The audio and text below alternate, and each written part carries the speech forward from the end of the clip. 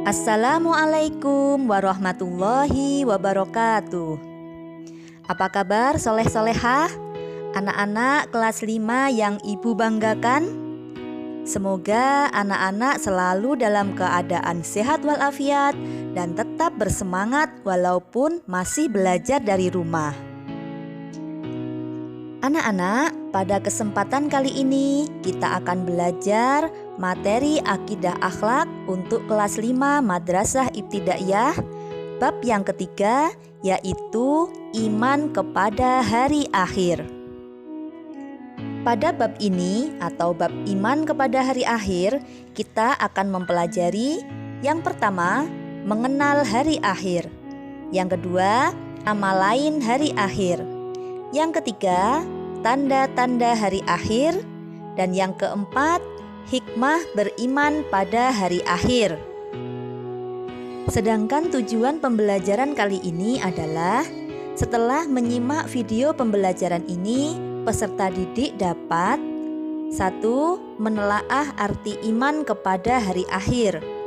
2. Menyimpulkan nama-nama lain hari akhir.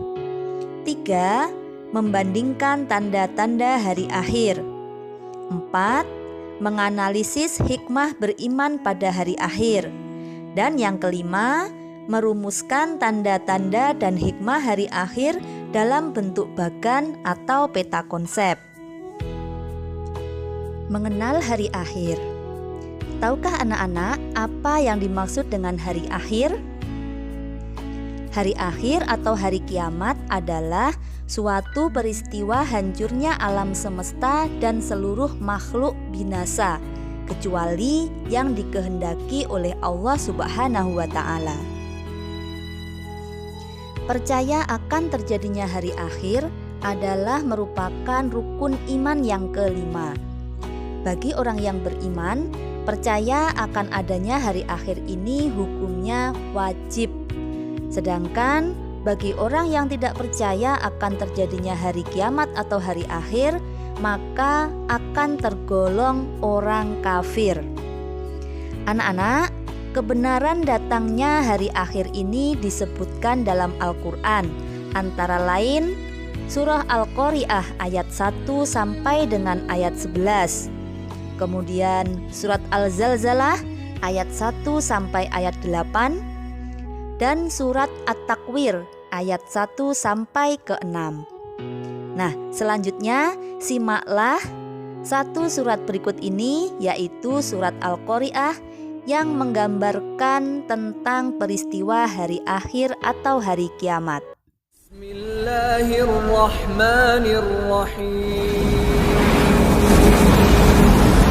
Al-Qari'ah, Mal-Qari'ah, wa ma adraka mal-Qari'ah, yawma yakunu an-nasu kal-farashil mabthooth, wa takunu al-jibalu kal-'ihni al-manfuush, fa amma man thaqulat mawazinuhu fahuwa fi 'ishatin radiyah, wa amma man khaffat mawazinuhu fa ummuhu hawiyah, wa ma adraka ma hiya narun hamiyah. Anak-anak, bagaimana gambaran peristiwa hari akhir yang disebutkan dalam surah Al-Qari'ah tersebut? Benar sekali. Pada hari akhir atau hari kiamat, manusia seperti anai-anai atau laron yang berterbangan. Dan gunung-gunung seperti bulu yang dihambur-hamburkan. Itulah gambaran peristiwa hari akhir yang disebutkan dalam surah Al-Qari'ah.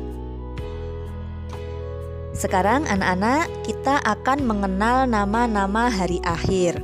Karena Allah Subhanahu wa Ta'ala menyebut nama-nama hari akhir di dalam Al-Quran dengan istilah yang berbeda-beda, disesuaikan dengan peristiwanya. Apa saja nama-nama lain dari hari akhir tersebut? Nah, ini.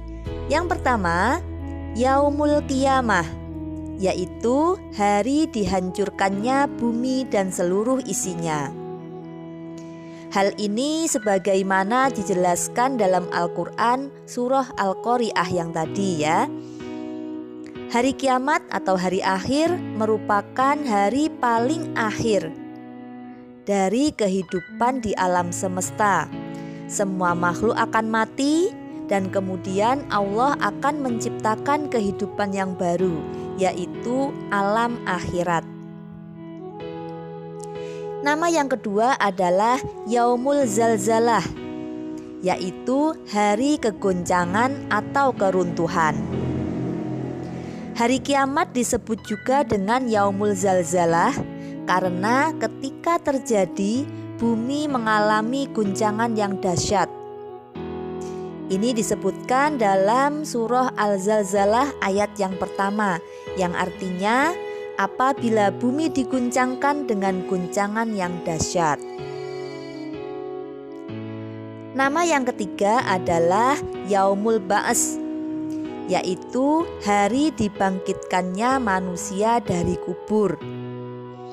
Anak-anak, setelah semua makhluk di alam semesta mati, Allah Subhanahu wa Ta'ala mengutus malaikat Israfil untuk meniup sangkakala kembali. Ini adalah tiupan yang kedua. Setelah tiupan tersebut, semua yang mati akan kembali dibangkitkan atau dihidupkan. Nama berikutnya adalah Yaumul Mahsyar, yaitu hari dikumpulkannya manusia di padang mahsyar. Semua manusia, anak-anak, mulai dari Nabi Adam alaihissalam sampai umat yang terakhir akan berkumpul di sebuah tempat yang dinamakan dengan padang mahsyar dalam keadaan yang berbeda-beda. Jadi, kondisi manusia saat itu disesuaikan dengan amal perbuatannya di dunia. Jika amalnya baik, maka akan baik pula bentuknya atau wujudnya. Tapi sebaliknya, jika amalannya buruk, maka akan buruk pula keadaannya. Nama yang kelima adalah Yaumul Hisab, yaitu hari perhitungan seluruh amal perbuatan manusia di dunia. Pada Yaumul Hisab, semua manusia akan menerima buku catatan tentang amal baik dan amal buruk yang pernah dilakukan selama di dunia. Setelah itu, masing-masing akan dimintai pertanggungjawaban atas perbuatan yang dilakukannya. Pada saat itu, anak-anak, manusia tidak bisa berbohong karena mulut terkunci dan seluruh anggota tubuhlah yang bersaksi tentang apa yang dilakukan selama hidup di dunia. Nama yang keenam adalah Yaumul Mizan, yaitu hari pertimbangan amal. Allah Subhanahu wa Ta'ala akan menimbang seluruh amal baik dan amal buruk manusia. Jika kebaikannya lebih berat daripada amal buruknya, maka otomatis ia akan mendapatkan kebahagiaan yang abadi. Dan sebaliknya, jika timbangan amal buruknya lebih berat, maka akan mendapatkan kesengsaraan. Ya, anak-anak, sudah 6 nama lain dari hari akhir yang kita sebutkan tadi. Kita lanjutkan, masih ada 3 nama lagi, yaitu Yaumul Jaza, hari pembalasan amal baik dan amal buruk. Pada hari itu, segala amal perbuatan baik dan buruk yang dilakukan manusia selama di dunia akan dibalas oleh Allah Subhanahu wa Ta'ala, meskipun hanya seberat biji zarroh atau biji sawi. Jadi, berbahagialah mereka yang senantiasa melakukan kebaikan, baik itu disadari maupun tidak disadari oleh orang lain. Nama lain berikutnya adalah Yaumul Wa'id, yaitu hari terlaksananya ancaman. Allah Subhanahu wa Ta'ala tidak akan pernah mengingkari janjinya. Segala peringatan dan ancaman yang telah disebutkan dalam Al-Quran pada hari itu atau pada hari akhir semua akan terbukti. Dan nama yang terakhir dari hari akhir adalah Yaumul Hasr, yaitu hari penyesalan. Penyesalan akan selalu datang di akhir. Ya, anak-anak, mengapa hari akhir atau hari kiamat disebut hari penyesalan? Karena semua manusia akan mengalami atau merasa menyesal, baik itu yang beramal baik maupun yang beramal buruk. Tetapi penyesalan pada hari itu sudah tidak ada gunanya. Jadi, selagi masih ada kesempatan, hendaklah kita memperbanyak berbuat amal saleh sebagai bekal di akhirat nanti ya. Tanda-tanda hari akhir atau yang menjadi alamat akan terjadinya hari kiamat sudah mulai nampak. Tanda-tanda hari akhir tersebut dapat dikelompokkan menjadi dua, yaitu tanda-tanda umum dan tanda-tanda khusus. Tanda-tanda umum hari akhir adalah tanda-tanda yang datang sebelum kiamat dengan waktu yang cukup lama dan sifat kejadiannya biasa atau wajar. Sedangkan tanda-tanda khusus terjadinya hari akhir adalah perkara yang luar biasa dan muncul mendekati datangnya kiamat kubro atau kiamat yang sebenarnya. Nah, anak-anak, apa saja yang termasuk tanda-tanda umum hari akhir atau hari kiamat? Perhatikan, tanda-tandanya adalah yang pertama, benda mati dapat bersuara. Ini karena kemajuan teknologi, jadi sekarang banyak benda yang dapat mengeluarkan suara atau bunyi, seperti radio, televisi, robot, dan handphone. Tanda yang kedua adalah ilmu agama dicabut. Hal ini ditandai dengan meninggalnya para ulama dan belum ada penggantinya. Tanda yang ketiga, laki-laki mirip perempuan dan sebaliknya perempuan mirip laki-laki. Bisa kita lihat anak-anak, saat ini banyak laki-laki yang bertingkah laku dan berpakaian seperti orang perempuan.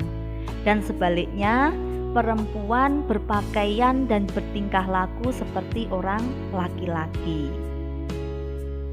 Yang keempat, semakin banyaknya kemaksiatan. Yang kelima, orang kaya diagung-agungkan. Jadi, orang lebih menghormati orang yang memiliki harta. Jadi, orang dihormati bukan karena ilmunya, melainkan karena hartanya. Yang keenam, ghibah atau gosip menjadi ucapan sehari-hari. Ghibah adalah membicarakan keburukan orang lain. Yang ketujuh, jumlah wanita lebih banyak daripada pria. Dan tanda-tanda yang terakhir adalah waktu berjalan terasa sangat cepat. Bisa kita rasakan anak-anak ya, saat ini sepertinya waktu itu berjalan begitu cepat. Anak-anak kemarin baru duduk di kelas 4, sekarang sudah naik di kelas 5. Nah, itu tadi adalah tanda-tanda umum dari hari akhir atau hari kiamat.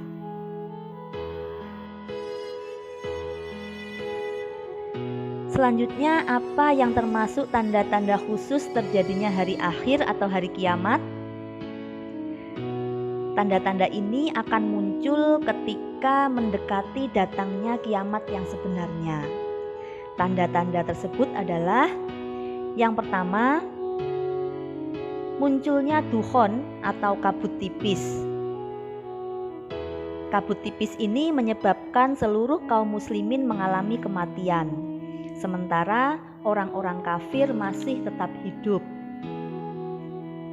Yang kedua, munculnya Dajjal. Dajjal akan mengaku bahwa dirinya adalah Tuhan. Bagaimana bentuk Dajjal itu? Salah satu ciri khususnya adalah sebelah matanya buta dan di keningnya terdapat tulisan kafir. Tanda selanjutnya adalah turunnya Imam Al-Mahdi di bumi. Imam Al-Mahdi turun di bumi untuk memerangi Dajjal dan mengembalikan kekuatan umat Islam. Kemudian turunnya Nabi Isa ke permukaan bumi. Untuk apa Nabi Isa turun, anak-anak? Nabi Isa alaihissalam akan menegakkan syariat Nabi Muhammad SAW. Beliau juga akan mematahkan segala salib dan menegakkan syariat Islam. Dan beliau jugalah yang akan mengalahkan Dajjal. Yang kelima adalah keluarnya Ya'juj dan Ma'juj. Ya'juj dan Ma'juj ini akan membuat kerusakan di permukaan bumi. Tanda selanjutnya adalah munculnya Dabbah. Dabbah adalah sejenis binatang melata yang dapat berbicara dengan manusia. Tanda selanjutnya adalah matahari terbit dari arah barat dan terbenam dari arah timur. Pada hari itu, pintu taubat sudah tertutup. Jadi, seandainya ada manusia yang bertaubat, maka sudah tidak diterima lagi oleh Allah Subhanahu wa Ta'ala. Tanda yang terakhir adalah munculnya api besar dari Yaman. Hal ini dibarengi dengan terjadinya gerhana matahari di sebelah timur, kemudian di barat, dan di seluruh jazirah Arab. Sehingga para penduduk secara besar-besaran meninggalkan negerinya. Mereka menuju ke arah Syam dan mereka akan mati di sana sebelum terompet kiamat ditiup. Berikutnya anak-anak, hikmah yang dapat kita ambil dari mengimani atau beriman kepada hari akhir adalah sebagai berikut. Hikmah yang pertama, memperkuat keyakinan bahwa Allah Subhanahu wa Ta'ala Maha Kuasa. Hikmah yang kedua, terdorong untuk taat beribadah kepada Allah Subhanahu wa Ta'ala. Yang ketiga, terdorong untuk selalu minta ampunan kepada Allah Subhanahu wa Ta'ala. Yang keempat, memanfaatkan hidup di dunia ini untuk senantiasa berbuat baik dan menghindari perbuatan tercela. Dan hikmah yang kelima adalah mengingatkan kita bahwa tujuan hidup yang sebenarnya bukan di dunia, tetapi kehidupan di akhirat. Anak-anak, sampai di sini materi yang dapat Ibu sampaikan. Semoga dapat membawa manfaat bagi kita semua. Ingat, jangan lupa jaga sholatnya, kemudian bantu orang tua di rumah, dan jaga kesehatan. Terima kasih. Wassalamualaikum warahmatullahi wabarakatuh.